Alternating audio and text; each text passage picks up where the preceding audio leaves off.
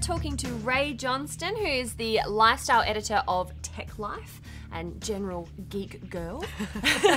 Thank you for coming on and joining us on Kapow today. Not a problem, thanks for having me. Well, now you've come on today, we're talking about Wonder Woman in the New 52. Absolutely. Now, Diana's reboot has been handled by Brian Azzarello, one of my personal faves, Indeed. so that's always great to see. Also with Cliff Chiang and Tony Aiken on art, so a lot of good stuff there. There have been a few changes with this reboot. What have been your thoughts on how it's rolled out? Absolutely. Well, one of the major changes is obviously that Wonder Woman has no longer been formed out of clay and then bestowed gifts from the gods. She's actually a demigod herself, which is really, really cool, and it kind of adds to her character a lot, and it makes a lot of sense with a lot of the powers that she has. Absolutely. All those sorts of things. And of course, Amazonian women.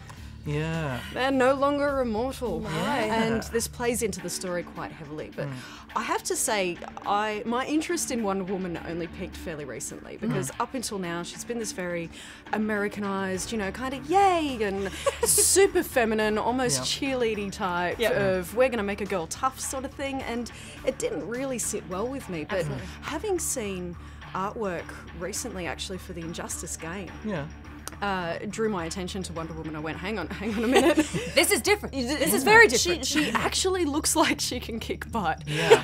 So I started looking into it more, found the New 52 series, and it's beautiful. Fell in love. Her character in particular in this is fantastic. She's really, really quite interesting, because they have still kept the humanity and the kind of compassion of Wonder Woman, but they have made her hardcore as well, which is great. She is scary. She is. Well, she comes across as quite troubled as well, sort of trying to find her place in the world, and you know, and obviously, as you say, the revelations as to her parenthood really kind of throws her even into even more turmoil, which is great for the story. She has a real vulnerability, so she has a likability as well as this toughness.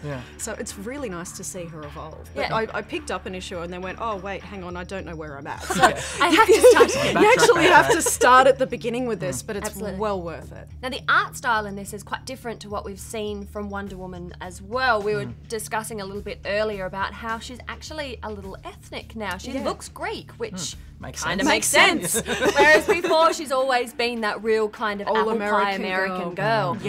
Do you think that really works now with, you know, she's found her place with her ethnicity as well? Absolutely. It is really nice to see that multiculturalism. It is. And as we were discussing a little earlier, it does kind of resemble that pottery, that Greek pottery.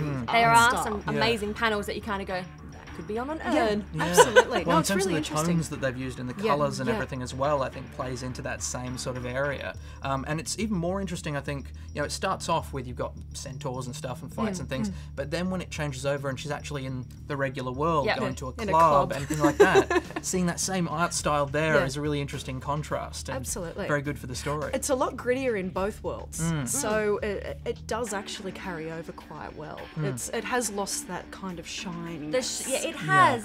It's no longer and it is a squeaky lot clean. darker. It'd actually be really, really nice to see Nolan make a film of this. Well, yeah. Well, this is the other thing. I mean, If you're watching, Christopher. I know someone who could happily play Wonder Woman for you. I'll build up my muscles, I promise. we've been waiting for a Wonder Woman movie for so long, and I honestly think this could be a great storyline for it to follow. I think it would work. It's very interesting. It brings in a lot of mythology. It brings in a lot of strength from the female characters as well. I think it would work. Because striking a balance with that sort of still compassionate but a strong female character, a lot of people have sort of stumbled on that when they've tried to put it into film, and I think maybe this is the way to go. Maybe it is. You know, it's a roadmap. Fingers crossed that's going to happen.